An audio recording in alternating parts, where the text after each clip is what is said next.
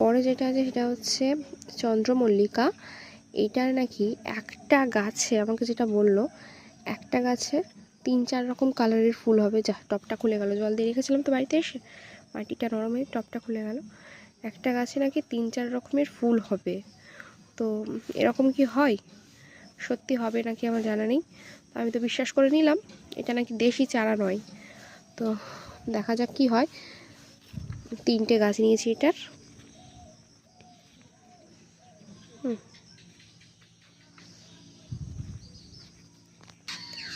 তিনটে গাছ। তো আমি তো ঠিক করেছি এগুলো সব মাটিতে বসাবো, কারণ মাটিতেই, আমাকে তো দোকানদার কাকু বলল যে মাটিতে বসালেই গাছ বেশি ভালো হবে, টবে দিলে একটু পরিচর্যা বেশি করতে হয়। তো সেই ক্ষেত্রে মাটিতে বসালে পরিচর্যা একটু কম করতে হবে।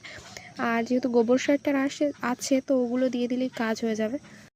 ব্যাস এই পর্যন্ত। এখন চলো আমি গাছগুলো বসিয়ে নিই, আর পরে আবার কথা হবে।